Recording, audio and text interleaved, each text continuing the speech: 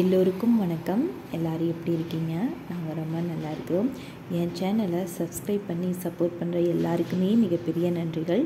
என் சேனலில் first time video பார்க்குறீங்கன்னா இந்த வீடியோ ஃபுல்லாக பார்த்துட்டு உங்களுக்கு பிடிச்சிருந்துச்சுன்னா மட்டும் சப்ஸ்கிரைப் பண்ணுங்கள். இப்போ வாங்க வீடியோக்குள்ளே போகலாம்.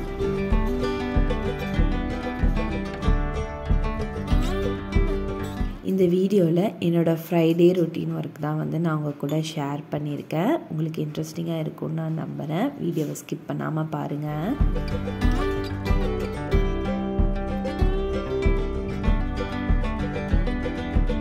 அம்மா ஊருக்கு போயிட்டு வந்ததுலேருந்து எனக்கும் துகிலனுக்கு நல்லா நெஞ்சு சளி. அதனாலேயே ஹேர் வாஷ் பண்ணுறதுக்கு ரொம்ப பயமாக இருந்துச்சு. அன்றைக்கி தான் கொஞ்சம் ஓகேவாக இருந்துச்சு. அதனால் காலையில் எந்திரிச்சதுமே ஹேர் வாஷ் பண்ணிட்டேன். வீட்டுக்காரங்க அன்றைக்கி லீவ் போட்டிருந்தாங்க. ரொம்ப நேரம் தூங்குவாங்கன்னு பார்த்தேன். ஆனால் 7 மணிக்கே எந்திரிச்சிட்டாங்க. அவங்க கூடயே நான் பிளாக் காஃபி குடிச்சிட்டேன். குழந்தைங்க 8, 8:30 அந்த மாதிரி தான் எந்திரிச்சாங்க. எந்திரிச்சதுமே அவங்கள ஃப்ரெஷ்அப் பண்ணிட்டு அதுக்கப்புறம் தான் காஃபி வச்சு கொடுத்தேன். அவங்க 2 பேரும் வெளியே உட்காந்து குடிச்சிக்கிட்டு இருந்தாங்க. அந்த கேப்லேயே சரி போர்வை பாய் எல்லாமே எடுத்துகிட்டு வந்துடுவோன்ட்டு எல்லாமே எடுத்து வச்சுட்டேன். நைட்டு சாப்பிட்றதுக்கு புரோட்டாவும் எம்டி சால்னாவும் பண்ணியிருந்தேன். அதுவே கொஞ்சம் மீதமாயிருச்சு. காலையில் பிரேக்ஃபாஸ்ட்டாக அதுவே சாப்பிட்டுப்போம் அப்படின்னு சொல்லிட்டு காலையில் எதுவுமே செய்யலை.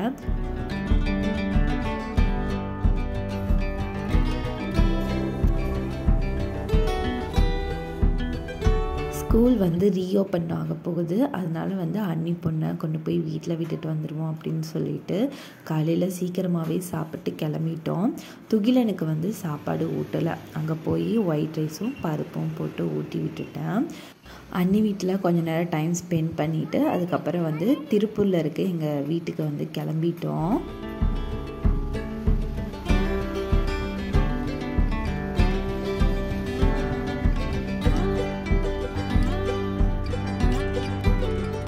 ஸ்கூல் ரீஓப்பன் ஆக போகிறதுனால பெட்ரோல் பங்க்கில் பெட்ரோல் அடிக்கிறவங்க குட்டீஸ் யாராவது கூட்டிகிட்டு வந்திருந்தாங்கன்னா அவங்களுக்கு பேனா பென்சில் இதெல்லாமே கொடுத்தாங்க. துகிலனுக்குமே கொடுத்தாங்க. அவனுக்கு ஒரே குஷி. வீட்டுக்கு வந்ததுமே நோட்டில் எழுதுறேன் அப்படின்னு சொல்லிட்டு கிறுக்கிட்டு இருந்தான்.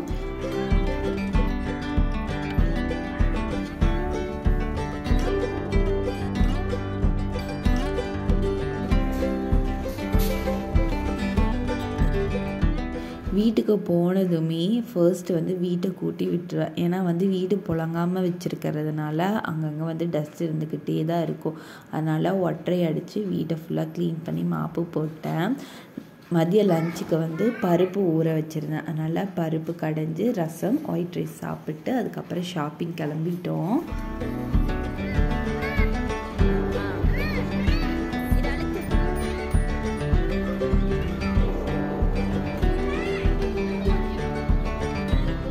வீட்டில் க்ராசரி ஐட்டம் எல்லாமே காலியாகிற ஸ்டேஜில் தான் இருக்குது.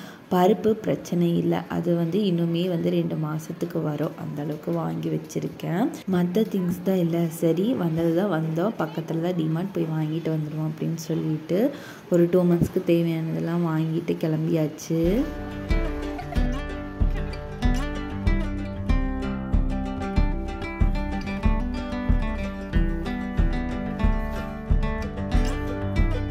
வெளியே போயிட்டு எவ்வளோ டயர்டாக வந்தாலும் சரி நம்ம வாங்கிட்டு வந்த திங்ஸை அதோட இடத்துல எடுத்து வச்சுட்டு அதுக்கப்புறம் தான் ரெஸ்ட் எடுப்பேன்.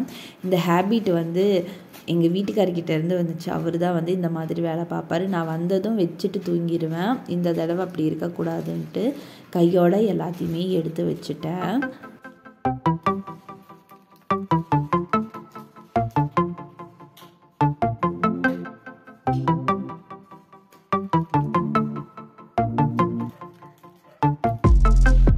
சக்தி மசாலாலேயே சூப்பர் கரம் மசாலா அப்படின்னு சொல்லிட்டு புதுசாக இன்ட்ரடியூஸ் பண்ணியிருந்தாங்க. சரி வாங்கி யூஸ் பண்ணி பார்ப்போன்ட்டு அது 2 பாக்கெட் வாங்கிட்டு வந்திருந்தேன்.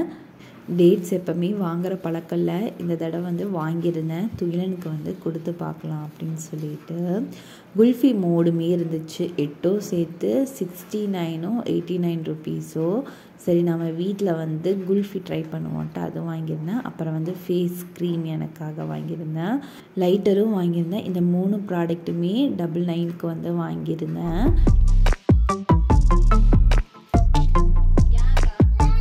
வீட்டில் எப்பயுமே கோதுமை மாவு ஸ்டாக் இருக்கும். இந்த தடவைன்னு பார்த்து கோதுமை மாவு ஃபுல்லாக தீந்துருச்சு. அதனால் இந்த தடவை 5 kg வாங்கிட்டு வந்துட்டேன். கரெக்டாக 2 மாதம் வரைக்குமே எனக்கு வரும்.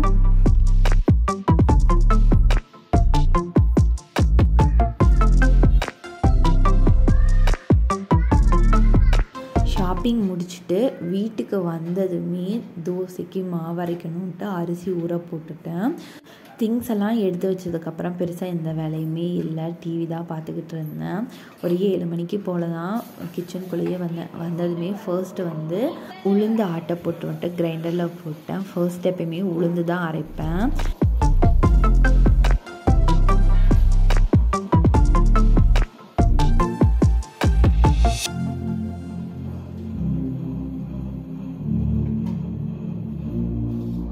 டின்னருக்கு குயிக்காக பண்ணுற மாதிரி ஏதாவது ரெசிபி பண்ணுவோம் அப்படின்ட்டு மைண்டில் தோணுது. ஃபர்ஸ்ட்டு அரிசி பருப்பு சாதம் தான்.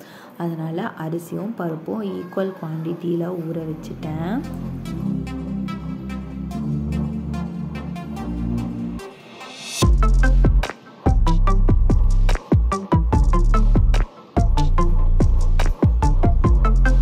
அரிசி பருப்பு சாதங்கிறனால தக்காளி கம்மியாக போட்டால் தான் அதோட டேஸ்ட்டே வந்து தெரியும். அதனால் எதுக்கும் எக்ஸ்ட்ராவாக இருக்கட்டும் அப்படின்ட்டு ஒரு 2 தக்காளி வெளியே எடுத்து வச்சுருந்தேன். குல்ஃபி மோல்டு வாங்கிட்டு வந்த கையோட குல்ஃபி பண்ணணும் அப்படின்னு சொல்லிட்டு 1/2 லிட்டர் பால் வந்து வாங்கிட்டு வந்துட்டார். பால் நல்லா பொங்கி வந்ததும் 1 ஸ்பூன் கார்ன்ஃப்ளவர் மாவை தண்ணியில் கரைச்சி அதில் ஊற்றிக்கணும். கட்டி சேரும் அப்போவும் நம்ம நல்லா மிக்ஸ் பண்ணி விடணும். இந்த ஸ்டேஜ்லேயே வந்து தேவையான அளவு சர்க்கரை ஆட் பண்ணி நல்லா வந்து மிக்ஸ் பண்ணி விடணும்.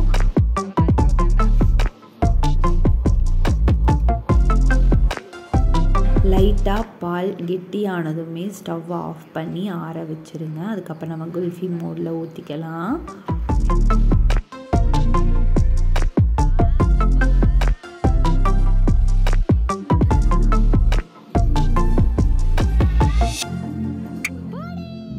பால் ஓரளவுக்கு ஆறிடுச்சு. இது கூட பாதாம் மிக்ஸ் ஆட் பண்ணிக்கிறேன். ஆட் பண்ணி நல்லா கலந்து விடுங்க. இன்னொரு 1/2 பாலில் வந்து நான் பூஸ்ட் ஆட் பண்ணியிருந்தேன். அது அந்த அளவுக்கு வந்து டேஸ்ட் நல்லா இல்லை.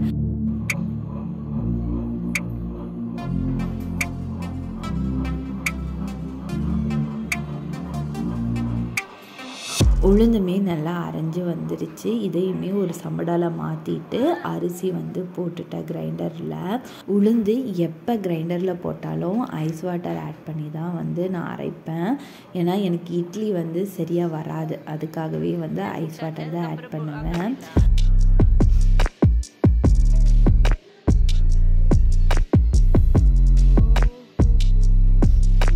பால் நல்லா ஆறிடுச்சு. இதை குல்ஃபி மோல்டில் ஆட் பண்ணிக்கிறேன். நட்ஸ் எதுவுமே இல்லை. அதனால் வந்து வாங்கிட்டு வந்த டேட்ஸையை வந்து சின்ன சின்னதாக சாப் பண்ணி இதில் ஆட் பண்ணிக்கிறேன். வேர்க்கடலை இருந்துச்சுனாலும் அதுவும் ஃபைனாக சாப் பண்ணி இது கூட ஆட் பண்ணிக்கலாம்.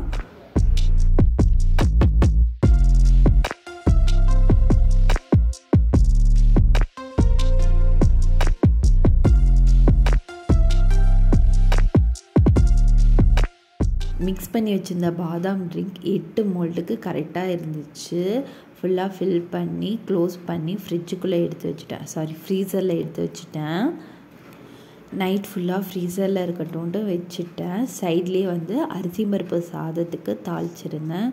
கடைசியாக அரிசி ஆட் பண்ணதும் உப்பு எல்லாம் செக் பண்ணிவிட்டு மூடி போட்டு மூடி வச்சுட்டேன். ஒரு 4 விசில் வந்துச்சுன்னா அரிசி பருப்பு சாதம் ரெடி ஆயிடும்.